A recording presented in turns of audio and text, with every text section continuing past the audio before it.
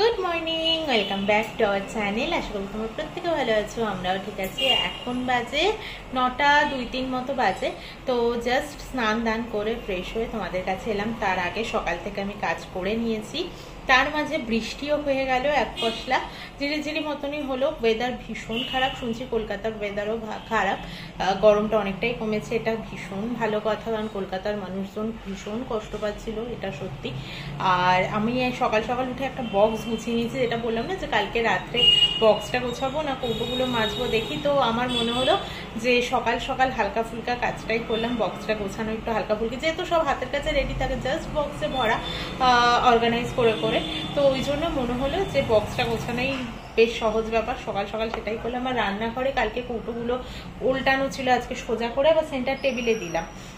কারণটা হচ্ছে ভেতরটা নয়তো আবার ভেজা ভেজা থাকবে, হয়তো শুকিয়েই যেত, কিন্তু ওয়েদার যেহেতু এরকম ভেজা ভেজা, তাই জন্য এখনো পুরো শুকায়নি। তো আমি আবার সোজা করে এখানে দিলাম, এখানে পুরোটা শুকিয়ে গেলে তারপর নিয়ে যাবো। তো চলো, রান্নাঘরও কিছুটা আমি রেডি করে রেখেছি, তোমাদেরকে দেখাই।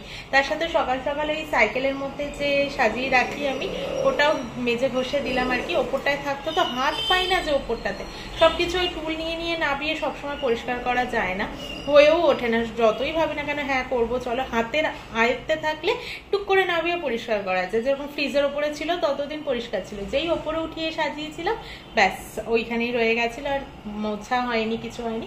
তো আজকে ঘষে মেজে পরিষ্কার করে দিয়ে ওখানে শোকাতে দিয়েছি, জানি না আজকে কতটা শোকাবে বা কিছু, কারণ একটা রিবন আছে। তো দেখা যাক, শুকিয়ে গেলে নিয়ে আসবো ঘরে, তার আগে ওখানেই থাকতো। চলো এবার রান্না করা যাক। আজকে করব পটল বাটা। পটল আমার কাছে না এইটুকুই ছিল, খুব বেশি ছিল না, 8খানা মতো একদম এইটুকু সাইজের পটল ছিল। তো সর্ষে দিয়ে করব না, কারণ সর্ষে দিয়ে মাছটা করব, চিংড়ি মাছটা। আর এটা ভাবছি পটল বাটা বানাবো, আমি কোনোদিন বানাইনি। কয়েক কোয়া রসুন, কাঁচা লঙ্কা নিয়েছি, কাঁচা লঙ্কাগুলো না বেশ ঝাল, বিট বাটায় আগের দিন একটা দিয়েছি, তাতেই বেশ সুন্দর ঝাল হয়েছিল, তাই আমি একটাই দিয়েছি। টেস্ট করব, যদি মনে হয় একটু ঝাল লাগবে তখন লঙ্কার গুঁড়ো তো অপশানে আছে। তো এই পটলটার সাথে আমি তো সবাইকেই দেখেছি আমি পটল বাটা করতে, কিন্তু আমি নিজে কোনোদিন করিনি, তাই জন্য ভেবেছি আজকে বানাবো।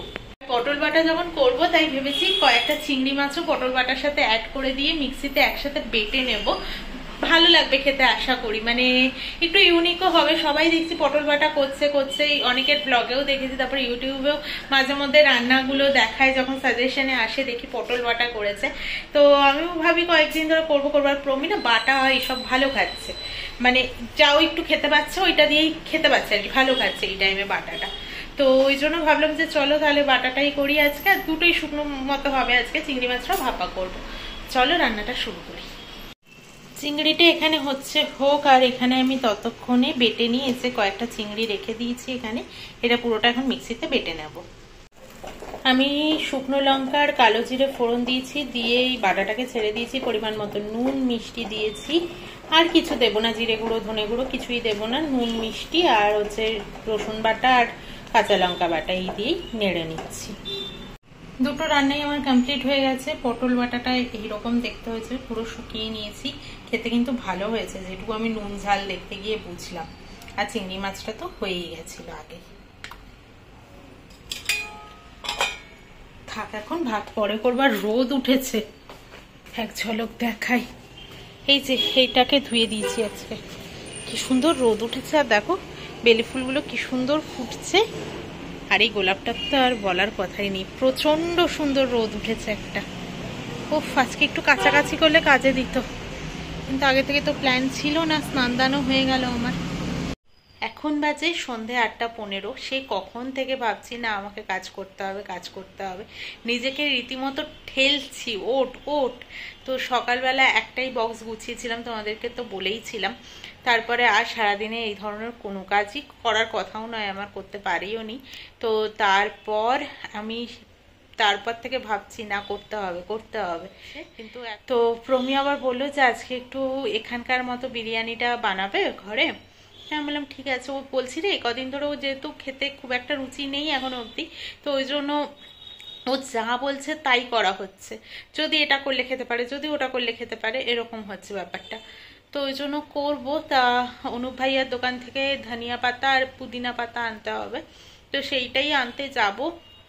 আমি ঠিক করেছি এসে আর আমি ঘরের দিকে যাব না।